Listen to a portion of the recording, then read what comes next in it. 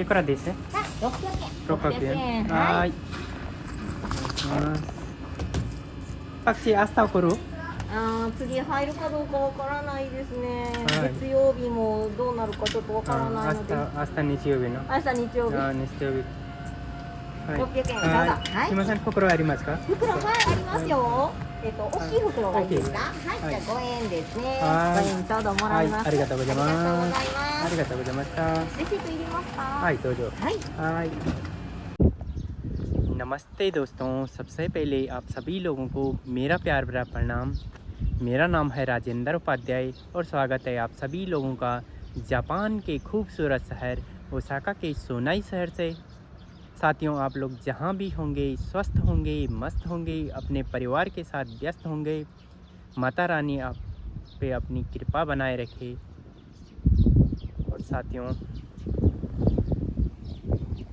आज मौसम की बात करें, बाहर के मौसम की, तो आज सूर्यदेव ने भी खूबसूरती के साथ चमचमाती धूप खिली है आज, और हल्के हल्के बादल लगे हैं आसमान में, और बाहर का मौसम बिल्कुल सुनसान हो रखा है।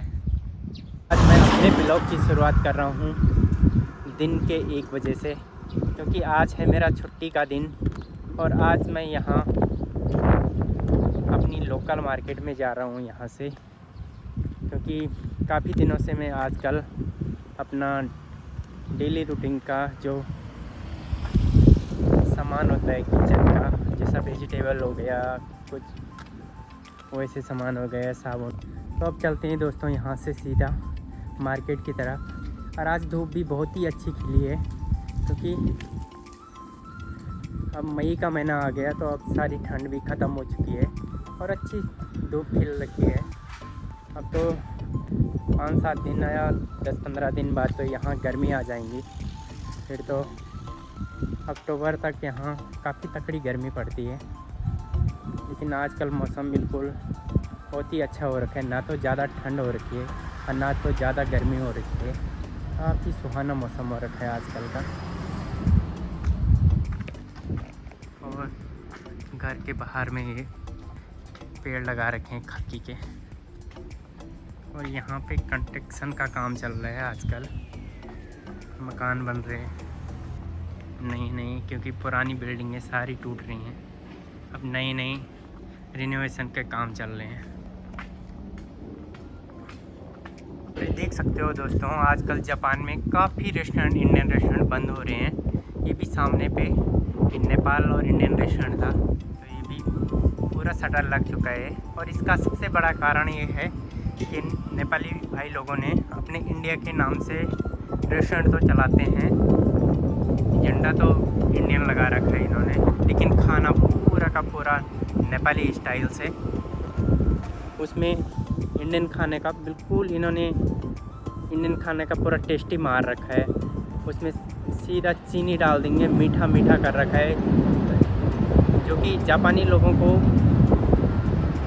ये लोग कहते हैं कि हम 2-4 किलोमीटर के दायरे पे 2-4 रेस्टोरेंट इंडियन में जाएंगे तो हर जगह का अलग टेस्ट मिलता है। तो ये लोग इस चीज़ को काफ़ी गौर से देखते हैं और फिर टेस्ट करते हैं और फिर बताते हैं कि ये लोग फेक होते हैं। कोई भी एक ही आइटम का नाम, जिसका नाम सेम है और उसी की अलग अलग टेस्ट, जापानी लोगों का ये है कि यदि नाम एक है तो टेस्ट भी पूरे रेस्टोरेंट में एक ही होना चाहिए। क्योंकि जैसा इनका खाना है, तो यदि इनका खाने का टेस्ट यहाँ जिस चीज़ का नाम, जैसे यहाँ थाकोयाकी है, तो वो उसका टेस्ट यहाँ भी ऐसा ही होगा, तो टोक्यो में भी ऐसा ही होगा, हिरोशिमा में भी ऐसा ही होगा। किसी भी कहीं भी चले जाओ पूरे जापान में, जापान से बाहर भी चले जाओगे, जैसे सुशी है तो उसका टेस्ट एक ही होगा। तो इन लोगों को भी, ये लोगों को लगता है कि इनका टेस्ट यदि एक ही आइटम का, एक ही नाम का अलग अलग है, तो इसका मतलब ये लोग फेक हैं और ये लोग झूठ बोलते हैं। तो इस कारण यहाँ जापानी लोग अब इंडियन रेस्टोरेंट में, जो प्रॉपर इंडियन है, जो चलते हैं, जिनका प्रॉपर इंडियन टेस्ट है, उनका तो अच्छा चलता है। लेकिन जो लोग फेक काम करते थे, जैसे कई नेपाली लोग तो अच्छे हैं, लेकिन कई नेपाली लोगों ने बिल्कुल हमारे इंडियन खाने को ख़त्म कर रखा था। तो उन लोगों का अब जापानी लोग जाते नहीं हैं, फिर इतना काम चलता नहीं है। तो मेन बात है, काम नहीं चलेगा तो टैक्स नहीं दे पाएंगे, टैक्स नहीं दे पाएंगे तो फिर गवर्नमेंट अब सख्त हो चुकी है। कहाँ से टैक्स पे करेंगे, कहाँ से फिर स्टाफ की सैलरी देंगे। तो इसलिए धीरे धीरे करके ये इनके रेस्टोरेंट सारे बंद ही हो रहे हैं। और ये चीज़ें हमारे इंडियन लोगों को, जो हमारे होटलियर भाई लोग हैं, उन पे काफ़ी अफेक्ट पड़ रहा है, क्योंकि अब बेरोज़गारी ज़्यादा बढ़ने की कगार में, क्योंकि रेस्टोरेंट सारे बंद होंगे। और यहाँ इतनी पब्लिक है, इतने नेपाली लोग, इतने इंडियन लोग हैं, कुछ लोग, कि आजकल अब जैसे पहले था वैसे है नहीं। पहले जो सैलरी थी आजकल लोग उसका आधा भी नहीं दे रहे हैं, क्योंकि लोग ऐसे बोल रहे हैं कि टैक्स पे करना है, तुम्हारा टोकन पे करना है, ये करना है, वो करना है। भले भर रहे हैं या नहीं भर रहे हैं कोई पता नहीं, लेकिन इतना मिल भी नहीं रहा है उन लोगों को। यहाँ जॉब की काफ़ी किल्लत हो गई। आजकल सोच रहे हैं जापान आने की, तो कुछ टाइम के लिए रुक जाना चाहिए, क्योंकि यहाँ आजकल या तो कोई डेवलप स्किल्ड वीज़े पे आ रहा है, कोई कंपनी वगैरह, उसके लिए तो बहुत ही अच्छा है जापान, उसके लिए कोई दिक्कत नहीं है, हर चीज़ की सुविधा है। लेकिन अनस्किल्ड है, जैसे कोई होटलियर हैं, रेस्टोरेंट वाले हैं, जैसा कोई बड़े होटलों में भी आए तो कोई दिक्कत नहीं है। लेकिन जैसे इंडियन रेस्टोरेंटों में आए तो आजकल रुकना चाहिए, इतना जल्दी नहीं आना चाहिए इंडिया से, क्योंकि आजकल सबको पता है फ्री में तो कोई बुलाता नहीं है, काफ़ी पैसा पे करना पड़ता है।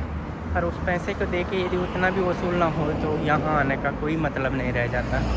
तो इसलिए आजकल जो भी भाई लोग ये सोच रहे हैं कि हमें जापान आना है, तो जापान कभी 6 महीने 1 साल, मतलब 2027 तक रुक जाओ आप। जनवरी फरवरी में यहाँ सारा क्लियर हो जाएगा। जिन लोग टैक्स नहीं भरते हैं, टैक्स पे नहीं करते हैं, तो गवर्नमेंट उनको पूरा आउट करेगी। और जो लोग जेन्युइन तरीके से रेस्टोरेंट चलाते हैं और जेन्युइन तरीके से पे करते हैं, स्टाफ को भी, गवर्नमेंट को भी, तो उन लोगों को रेस्टोरेंट चलेंगे भी। और आगे फ्यूचर में उन लोगों को ज़रूरत भी होगी, कुक लोगों को। तो यहाँ कई लोग ऐसे भी हैं कि जो कुक लोग है भी नहीं, इंडिया से, नेपाल से, हमारे इंडिया से तो कम ही हैं, लेकिन नेपाल से कई लोग ऐसे भी हैं कि जो वहाँ कुछ और काम करता था, ड्राइविंग करते थे, कुछ करते थे, यहाँ आके कुक बन गए। और कुक बनने के बाद अब जब रेस्टोरेंट ऐसे अनट्रेंड, जिनको पता नहीं है खाना बनाने के बारे में, जिनको खाना बनाना आता नहीं है, तो ये लोग चलाएंगे तो फिर पता ही है कि चलने वाला नहीं है। 1 साल, 2 साल, 3 साल में बंद हो ही जाएगा। और पे भी कहाँ से करेंगे टैक्स पे, क्योंकि अब इतना टैक्स आ रहा है कि इतना टैक्स पे करना आम आदमी के बस की बात नहीं है। जिसका जेन्युइन ठीक ठाक चलता होगा वही पे कर पाएगा, नहीं तो मुश्किल है। अब पहुंच चुका हूँ जी सब्ज़ी मार्केट। अब यहाँ से पहले सब्ज़ी लेते हैं और उसके बाद चलेंगे अब दूसरी मार्केट की तरफ।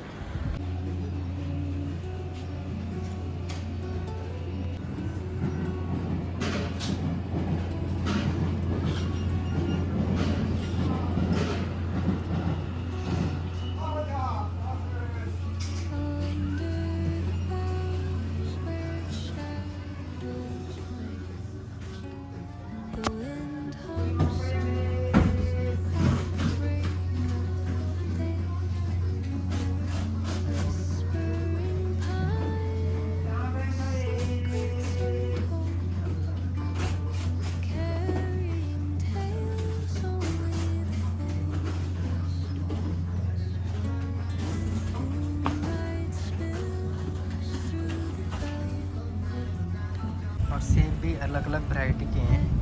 एक पीस 138 एम का, मतलब 150 एम प्लस टैक्स लगा के।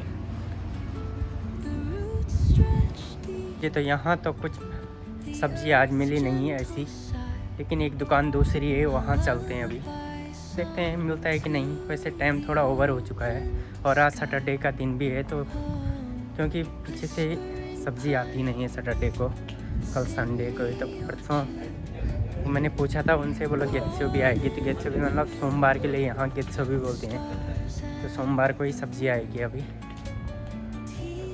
चलो जो सब्ज़ी वगैरह भी ले ली, मूली ले लिया, गाजर वगैरह, और बाकी सब्जी तो लगी नहीं थी कुछ। तो अब चलते हैं यहाँ से वापसी। ये लगी भाई यहाँ 800 की कपड़े, कुछ भी ले लो 800 का। देखो दोस्तों पैया के पेड़ कितने बड़े बड़े हो रखे हैं इधर,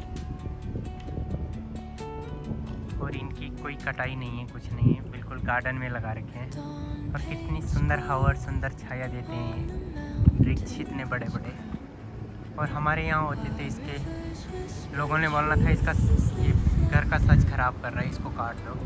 देख सकते हो बूढ़े लोग आराम से जा रहे हैं इतनी स्लो स्पीड से, लेकिन इनको कोई डिस्टर्ब नहीं करेगा। चलो जी, तो चलते हैं अब यहाँ से सीधा घर की ओर।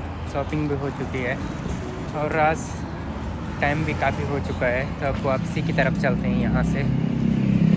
कई बार किसी की ट्रेन छूटने का टाइम होता है, कुछ ऐसी चीज़ें होती हैं कि इमरजेंसी हो जाती है, उसके लिए हो सीधा रेड लाइट किसी भी सिग्नल पे बटन लगा रहता है, बटन दबाओ और थोड़ा जल्दी रेड लाइट हो जाती है, ग्रीन हो जाती है, खुल जाती है।